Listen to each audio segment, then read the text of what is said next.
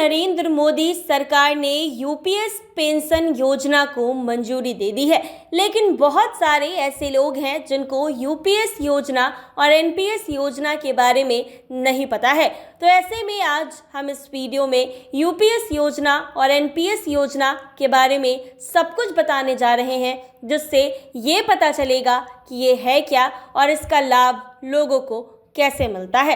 केंद्र की नरेंद्र मोदी सरकार ने 24 अगस्त को एकत्रित पेंशन योजना यूपीएस को मंजूरी दी है।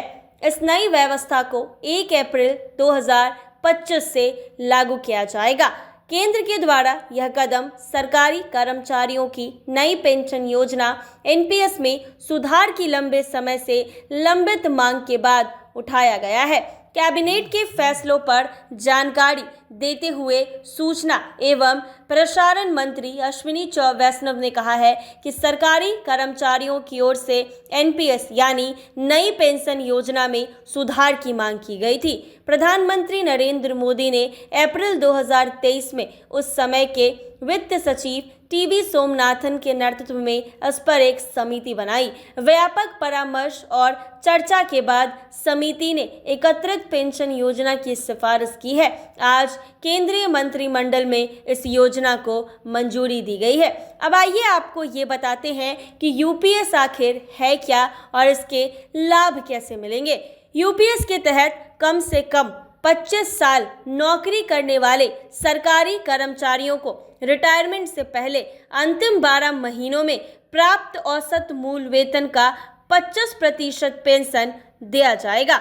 इसमें पारिवारिक पेंशन की भी व्यवस्था की गई है। कर्मचारी के मूल वेतन का 60% उसके बाद उसके परिवार को दिया जाएगा।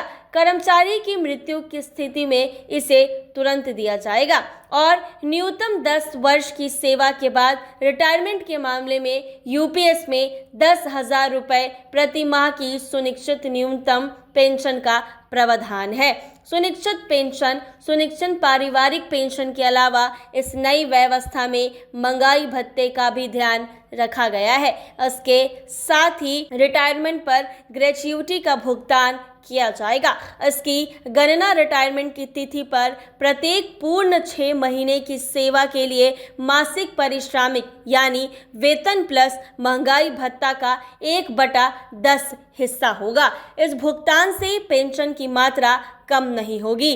केंद्र सरकार के कर्मचारियों को नई पेंशन योजना एनपीएस में बने रहने या एकत्रित पेंशन योजना यूपीएस में शामिल होने का फैसला करने का अधिकार होगा। उन सभी कर्मचारियों पर लागू होगा जो 2004 के बाद से एनपीएस के तहत पहले ही रिटायर हो चुके हैं। हालांकि नई योजना 1 अप्रैल 2025 से प्रभावी होगी, लेकिन एनपीएस के तहत इसकी शुरुआत के समय से रिटायर होने वाले सभी लोग 31 मार्च 2025 तक रिटायर होने वाले लोग भी यूपीएस के इन सभी 5 लाभों का पात्र होंगे।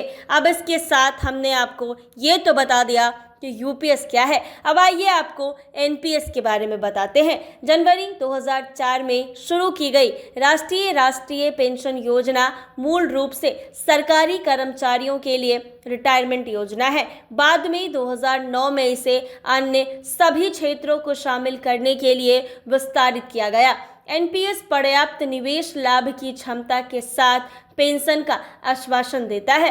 रिटायरमेंट के बाद कर्मचारियों को अपने संचित कोष का एक हिस्सा निकालने का विकल्प होता है, जबकि शेष राशि मासिक आय के रूप में वितरित की जाती है। एनपीएस को 2 स्तरों में विभाजित किया गया है, रिटायर 1 खाते और रिटायर 2 खाते।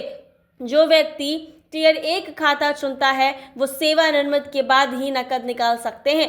टीयर 2 खाते जल्दी निकासी का अनुमति देता है। आयकर अधिनियम की धारा 80 सीसीडी के तहत एनपीएस में निवेश करने पर 1.5 लाख रुपए तक का लाभ मिलता है। एनपीएस कोष का 60% निकालने पर यह कर मुक्त हो जाता है। एनपीएस ने पुरानी पेंशन योजना की जगह ली थी। पुरानी पेंशन योजना कर्मचारी द्वारा प्राप्त किए गए अंतिम वेतन पर आधारित थी। ओपीएस के तहत कर्मचारी रिटायरमेंट के बाद पेंशन के रूप में अंतिम अहतरीन वेतन का 50% निकाल सकता है। एनपीएस के तहत किसी व्यक्ति को रिटायरमेंट के समय तक योगदान किए गए संचित कोष का 60% निकालने की अनुमति है। यह कर मुक्त राशि है। शेष 40% को पेंशन में प्रवर्तित किया जाता था।